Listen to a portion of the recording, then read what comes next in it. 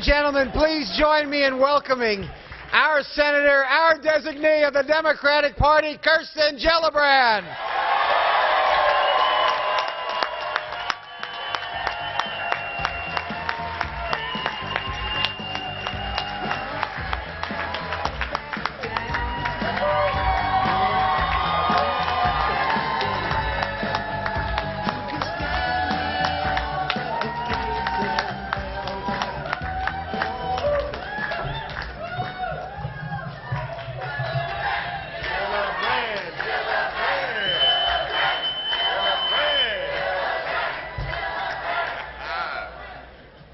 Thank you, fellow New Yorkers. Thank you, Chairman Jacob, and all our fellow Democrats. I am so privileged and proud to be here today. So remember back in the presidential campaign, we had John McCain, and he had this guy, Joe the plumber. Everything was about Joe the plumber. Well, I have a real plumber in my corner. His name is Larry Bowman. He gave me a great shout-out. Larry the plumber. And I will take Larry the plumber over Joe the plumber any day of the week. Thank you, Larry, for your friendship, your hard work as a committee chairman, and everything you do for Democrats in this state. I also want to thank our Westchester Democratic County Chairman, Reggie Lafayette. Reggie, those were the kindest and sweetest remarks. I'm extremely grateful, and I'm very, very touched. Thank you for those very, very sweet introductions. Thank you for this outstanding and phenomenal convention. And to my dear friend, Christine Quinn. Christine, you are an amazing speaker and an amazing speaker. You are one who fights harder than anyone for the progressive values that we care about. I am so grateful for your friendship and for your leadership and your commitment to service. You are a great ally for me for this state. Thank you so much for everything. And to all of you, my friends, my colleagues, my fellow Democrats, thank you for everything you do every minute of every day for this party and for our priorities and what we believe in. Thank you to Senator Schumer, our senior senator, a great ally and friend and mentor. Senator Schumer is such an amazing champion for New York. And to Andrew Cuomo, the next governor of our great state.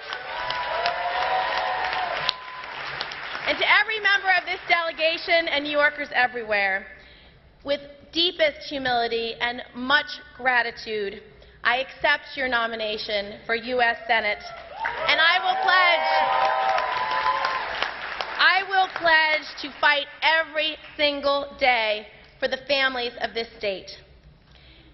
At a very young age, I learned what it really means to fight for our families, to fight for equality, and to fight for a better future for our children.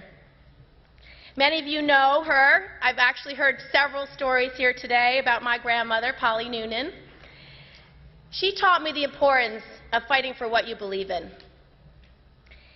As a very young woman, she began organizing in upstate New York as a Democrat, somebody who wanted to get women involved so that women could have a voice in the democratic process some 75 years ago. And she believed that by working together, by doing the grassroots activism, you together could have an impact on who we would elect, on what their priorities would be, what they fought for. And so she, with all the women of her generation, made an enormous difference in our local elected politics and who was fighting for our community. And so I learned at a young age the importance of grassroots organizing. I spent a lot of time every fall going door to door, putting bumper stickers on cars, typically over the bumper stickers of our opponents on their cars, and knocking on doors to elect candidates that we felt shared our values and spoke to our priorities. And it taught me that grassroots activism matters. It taught me that women's voices matter. It taught me that standing up for what you believe in matters. My mother is also here. Mom, you can stand up. I want to thank my mother. I want to thank my mother for all her love and affection and caring and the leadership she showed me as a working mom, as someone who was a trailblazer. as someone who has done everything to make this possible for me. So thank you, Mom, for being here. And as a working mother with a very young family of my own, I understand the way working families and working parents struggle every day to keep things together. I may not have been in Washington long, but I have been there long enough to know what's wrong with it. The voices of ordinary Americans are not being heard. The single mom in upstate New York, she came to me at one of my Congress in Your Corners, and she came up to me and said, "Kirsten, I just got a bill from the federal government for $25 because I receive child support." She said, $25 may not be a lot of money to some people, but to me, it pays for lunches for my 3 boys for a week.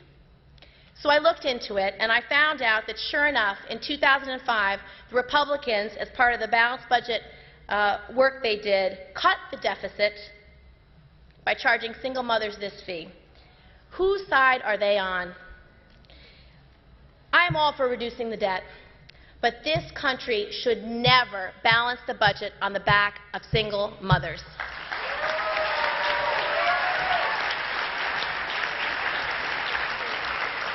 And I was very proud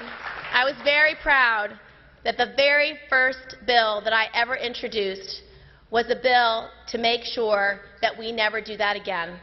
And I hope we will get this bill passed this year. Right now, as you all know, we are facing challenges like we have not seen in generations. Millions of workers have lost their jobs through absolutely no fault of their own. Millions more who are playing by the rules and working hard are deeply worried about what may be next. We are facing horrible, dramatic cuts to our children's education. Too many families face the threat of losing their jobs. Generations of farmers are having to walk away.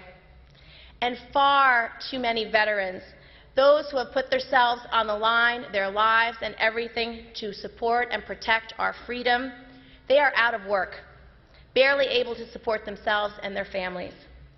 In my first month in the Senate, I held a roundtable on Long Island for a lot of small business owners and veterans. And I met with some of the members of the Fighting 69th, including one sergeant who came up to me and said, "You know, I had a small business and I had to give it up when I was deployed to Afghanistan. And when he came home, there were no jobs for him." I met more than 100 veterans that day and received their resumes, people who were looking for jobs who had served our country. In fact, 1 in every 5 of our youngest veterans are out of work right now. We have a moral responsibility to change this. I am working with veterans and small businesses all across New York to create an agenda that will create jobs for these veterans and give them the resources and training they need to get back to work and to succeed in this economy. It's about fairness, it's about opportunity, and that is what I am fighting for every single day.